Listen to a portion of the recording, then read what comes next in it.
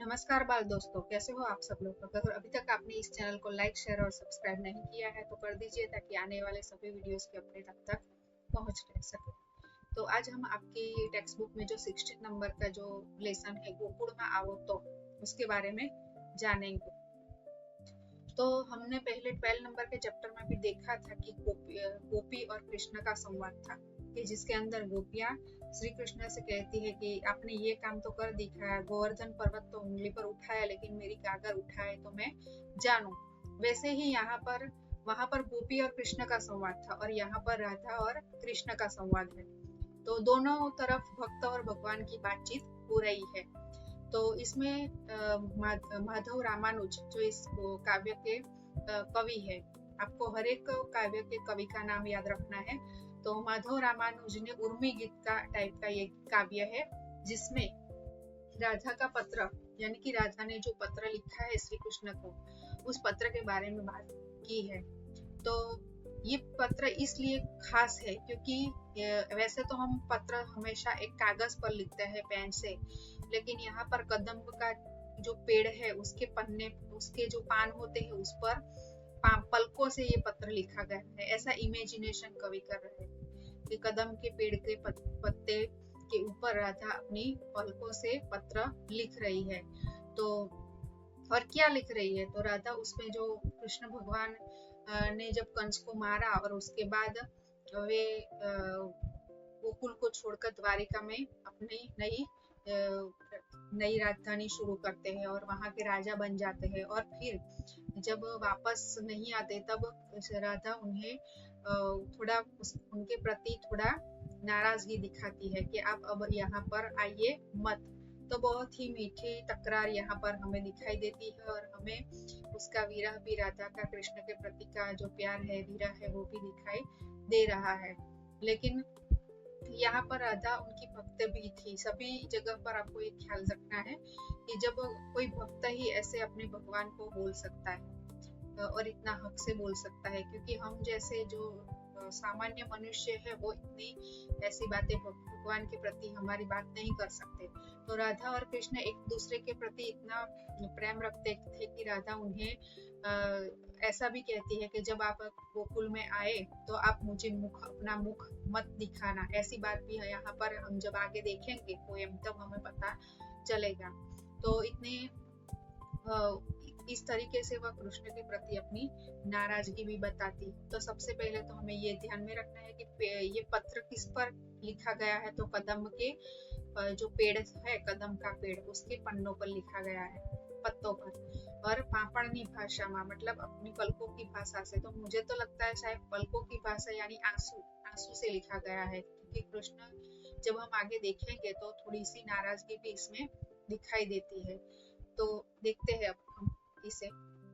गोकुळમાં કોકવાર આવો તો કાન હવે રાધાને મુખ ના बतावशो। देखो कृष्ण के जाने के बाद अब राधा क्या बोल रही है कि कभी भी आप गोकुल में आए तो मुझे अपना मुख मत दिखाना, अपना मुंह मत दिखाना। गायोनु धन लईने गोवर्धन जाओ भले, जमुना ने कांठे ना आवशो। क्योंकि राधा का घर वहां जमुना के किनारे पर था। तो राधा क्या बोल रही है कि गायों धन, धन मतलब समूह, गायों का जो झुंड होता है उसको धन बोलते हैं। गायों के समूह को लेकर आप गोवर्धन पर चले जाना, वहां पर अपनी गैया चराना, लेकिन यहाँ पर जमुना के किनारे आप मत आना। तांदुलनी पोटली ये पूनमनी रात, भले बांधीने आवो गोकुळમાં। हमको पता है कि तांदुल मतलब एक खाने का एक टाइप का अनाज है। तो उसको वैसे तो पोहा भी बोले जाते हैं। जब श्री कृष्ण सीदामा से मिलने गए तो श्रीदामा इनके लिए सुदामा पोहे लेकर आए थे। तो वो बोल रही है कि आप तांदुल लेकर आप तांदुलनी पोटली पूनमनी रात भले बांधीने आवो गोकुळમાં, मतलब अपने जो खाने की जो पोटली है उसको लेकर आप गोकुल में जाना। क्योंकि वो गौया चराने जाते थे तो साथ में अपना खाना भी लेकर जाते थे। अडवाणे नहीं कोई दौड़े कोई अहीं, अडवाणे नहीं कोई दौड़े अहीं, विरहाना राज नहीं जीतो गोकुळમાં। अडवाणे नहीं कोई दौड़े अहीं એટલે आपको यहाँ पर कोई परेशान नहीं करेगा, आप यहाँ पर आ सकते हैं। और विरहना राज नहीं जीतो गोकुळમાં। विरहाना, विरहा मतलब राधा अपने आप को विरहा बोल रही है। कि आपकी विरह में आपके बिना यहाँ पर राज मतलब राजा श्री कृष्ण बहुत ही श्रीमंत घर के बेटे थे। उनके पिताजी के पास 9 लाख धेनु मतलब 9 लाख गाय थी उस टाइम पे। तो वो बहुत ही अच्छे घराने के बेटे थे, तो इसके लिए उनके लिए राज, आज भी हम जब कोई भी भगवान का नाम देते हैं तो जय द्वारकाधीश ऐसे बोलते हैं, क्योंकि वो एक किंग के टाइप के थे। तो राज मतलब राजा के टाइप का है। विरहा ना राज नहीं जीतो गोकुल में, तो ये विरहा मतलब अपनी बात कर रही है। तो आप यहाँ पर गोकुल में मुझे नहीं जीत पाएंगे। सम्रांगण तमने तो शोभे हो श्याम, वगर हथियारे त्याज तमे फावसो। सम्रांगण का मतलब है युद्ध भूमि। युद्ध भूमि हमें पता है, हमें ये पोएम के रिलेटेड आपको थोड़े थोड़े श्री कृष्णा के थोड़े एपिसोड आते हैं भगवान के रिलेटेड, वो भी आप देखेंगे तो आपको उसमें ज्यादा पता चलेगा। तो सम्रांगण तमने तो शोभे हो श्याम, मगर हथियारे त्याज तमे फावसो। तो श्री कृष्ण ने जब महाभारत का युद्ध हुआ था कौरव और पांडव के बीच, तो उस वक्त उन्होंने यह प्रतिज्ञा ली थी कि मैं अपना हथियार कभी भी हाथ में नहीं उठाऊंगा, ऐसी उन्होंने प्रतिज्ञा ली थी, क्योंकि वो अर्जुन के सारथी थे। तो यहाँ पर उसी ये बात की गई है कि सम्रांगण युद्ध की भूमि में तो आप बिना हथियार ही खेलते रहे, वगर हथियारे त्याज तमे फावशो। वहां पर तो आप बिना हथियार के आपने अच्छे से काम कर लिया। પાંદડે કદમના પાપણની ભાષામાં, देखो ये प्रश्न बहुत ही इम्पोर्टेंट है। પાંદડે कदमना, कदम के पत्ते पर, पापणनी भाषाમાં अपनी पलकों की भाषा से, लखी लखी आंख हवे भरिए।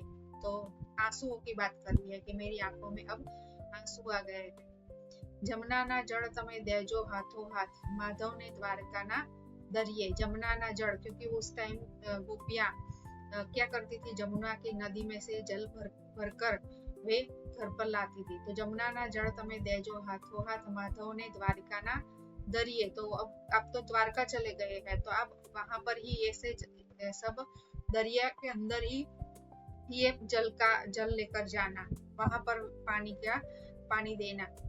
तो क्योंकि ऐसा भी होता होगा कि गोपियां जब पानी भरने जाती थी तो कृष्ण उनको ऐसे उनकी मटुकी ऐसे उठा कर देते थे। तो अब यहाँ पर आपको ऐसे पानी देने की जरूरत नहीं है, आप द्वारका जाकर ही ऐसा पानी हाथों हाथ मतलब अपने हाथों से पानी दीजिए।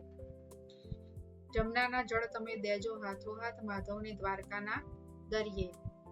लिखितंग राधाना झाझा जुहार, श्याम अंतरमा ओछू ना लावशो। लिखितंग राधाना झाझा जुहार मतलब लिखितंग मतलब जो लिखने वाला व्यक्ति होता है उसको लिखितंग बोलते हैं।